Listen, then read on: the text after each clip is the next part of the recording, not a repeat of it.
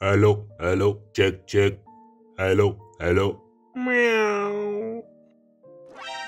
এ কি, আমার হালুম ডাক্তার কি হলো? দেখি তো, আর একবার ট্রাই করে দেখি। বাবা বাবা বাবা বাবা বাবা, আমার হালুম ডাক্তার কোথায় গেল?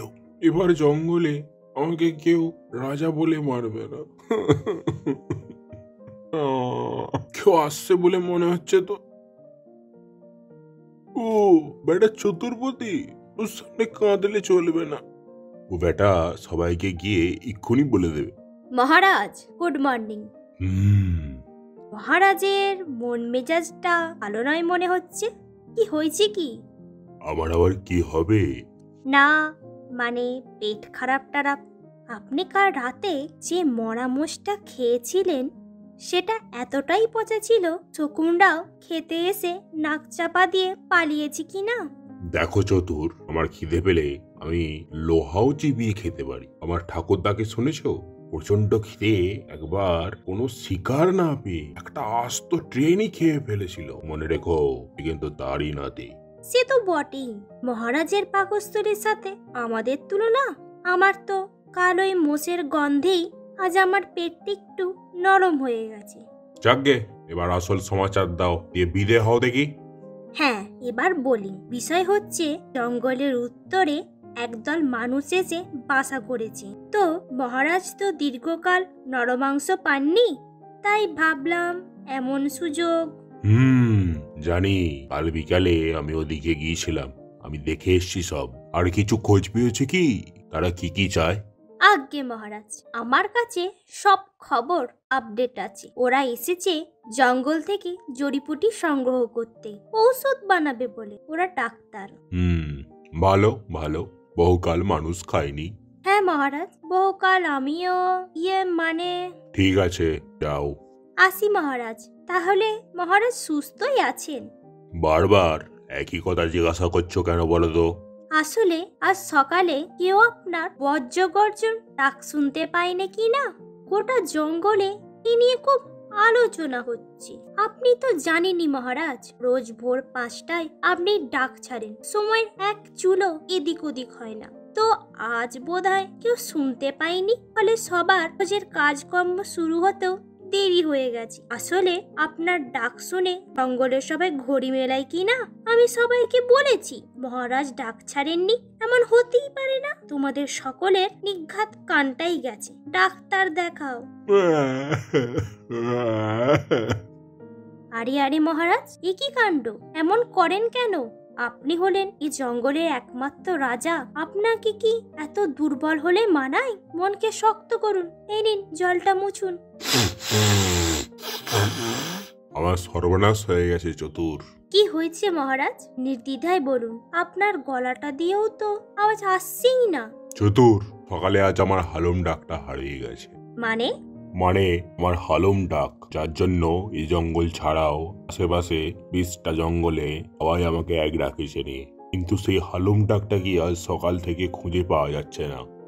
ধ্যাৎ, এমন আবার হয় নাকি? আপনার নিজেরটা কে নেবে? হয়েছে, এমনই হয়েছে। কাল রাতে শোয়ার আগে ডাক দিয়ে শুয়েছিলাম। আগে সেই ডাক আমরা সকলে শুনে ঘুমোতে গেছি। হ্যাঁ, আজ সকালে ডাকতে গিয়ে দেখি বেমালুম ডাকটাই হাওয়া। আমার মনে হয় রাত্রে ঘুমানোর সময় কেউ চুরি করে নিয়েছে। এ কি কথা মহারাজ? তবে আর বলছি কি চতুর, আজ সকালে ডাকতে গিয়ে দেখি কেমন হালুমের বদলে মাসিমাদের মতো ডাকছে। সেই ছোটবেলা থেকে গলার ডাক বাজ পড়ার মতো ছিল বলেই বাবা শখ করে আমার নাম রেখেছিল বজ্রনাথ। সেই আমিই কিনা আজ। আপনি এত উত্তাল হবে না, একবার ডেকে দেখান দেখি কেমন শব্দ। না না, আর শুনতে চেয়েও না প্লিজ।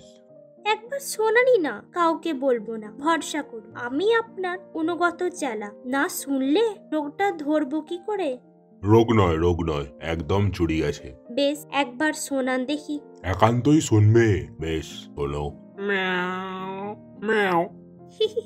শুনলে তো? এ তো বড় কঠিন সমস্যা। কিছু একটা করো চতুর, নইলে এই জঙ্গল ছেড়ে আমাকে চলে যেতে হবে। কি দেখছি কি করা যায়। আচ্ছা মহারাজ, গতকাল আপনি ঠিক কি কি খেয়েছিলেন সেটা একবার মনে করবেন কি? বললাম তো, একটা মোষ, আর কিছু না। ভালো করে একবার মনে করুন না। ও হ্যাঁ, আর একটা সামান্য জিনিস চেটে খেয়েছিলাম। ওই মানুষগুলো একটা ছোট কাপের মধ্যে কি যেন একটা সাদা সাদা জঙ্গলের মধ্যে ফেলে গিয়েছিল, অনেকটা ওটাই চেটে খেয়েছিলাম। ব্যাস। তাই কেমন খেতে ছিল ওটা? মিষ্টি, অতি অখাদ্য। বুঝেছি, দেখছি কি করা যায়। কিছু করো চতুর, হালুম না থাকলে আমার বেঁচে থাকার কোনো মানেই হয় না। কোনো চিন্তা করবেন না মহারাজ, চতুর্পতি বেঁচে থাকতে আপনার হালুম ডাক ফিরবে। তবে মহারাজ, একটা নিবেদন ছিল যে। শীঘ্রই বলো, কি চাই?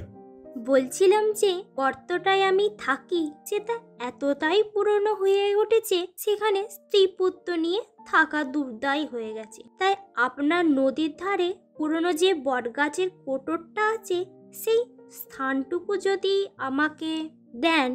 ওই কোটরে আমি মাঝে মধ্যেই গিয়েই বিশ্রাম করি। আজ্ঞে, সে জানি বই কি। আপনি যখন জল খেতে যে ওখানে বিশ্রাম করবেন, আমি তখন ওই স্থান খালি করে দেব। বেশ। আমার হালুম যদি ফিরে দিতে পারো তবে। আমার আরো একটা আবদার ছিল। বেশ, বলে ফেলো।